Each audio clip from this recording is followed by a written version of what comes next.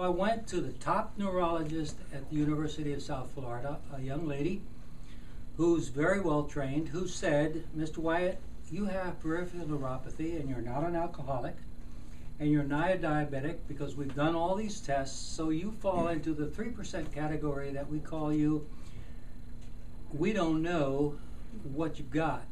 We don't know why you have it, but the take-home message is that it'll probably get worse over time, and it's called idiopathic because we're idiots and we can't figure it out. Nice. So John said, George, you know you worked for the phone company all that time, why don't we test you for heavy metals? And so he did. And the heavy metals, the first thing that he had me do was take the pretest, and then the heavy metals, the lead and the mercury and the tin were over the top. So he put me on 7 pills, what was it? The dosage? We did 1,700 milligram challenge. So I did 17 100 milligram doses to do the challenge. Of DMSA. Of DMSA. And then we put him on 700 milligrams a week. Now, when we started, what was it like getting out of a chair? When I was sitting in a chair, in fact, my neurologist said, why don't we send you to gait training because this might help you.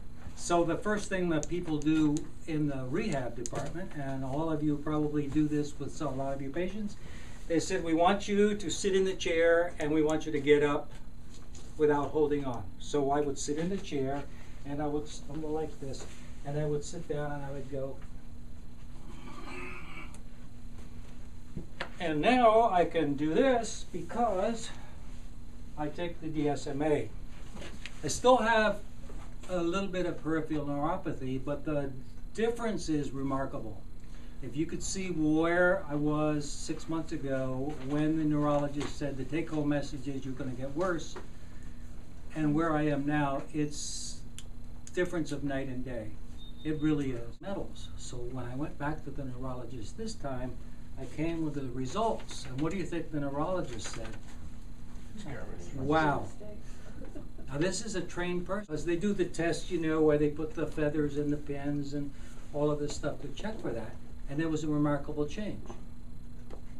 So that's my story. Yeah. Remarkable improvement. Now, when you were neuropathy, before we did the heavy metal detox, were you using a cane? Oh yeah. Were you falling in the yard? Falling everywhere. When you get out of the chair, were you falling to the side? Oh yeah. Were you able to walk with your eyes closed? No. Were you starting to have trouble driving? A little bit. Were you working in the yard like you like to do? No. I couldn't walk across any yard at all because of the uneven surface. Right. I would immediately fall. Oh. What did you just get done doing?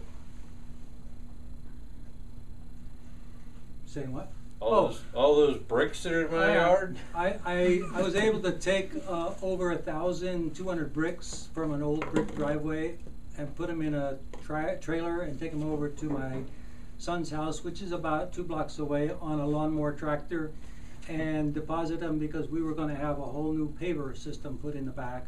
Plus we had to dig up the old pipes from the swimming pool. I had to do it and move them before they could put the new pavers in, and they wanted about $2,500 for that, and I didn't want to pay it. So some of the work I had to do because of my spine, and the doctor didn't want me lifting a shovel too much.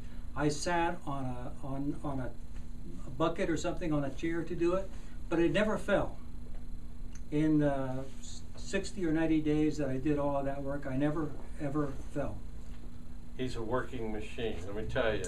I don't like to sit. When we get involved in a project, he's a great organizer, and this is how we're going to do it, and this is how it gets done, and it gets done in a short period of time by hard work. But I can tell you, there's been such a change in his activity level, doing the things he really likes to do. He's a master gardener, certified diploma, whatever they call it in Florida. His yard is amazing. Mine is a weed pile.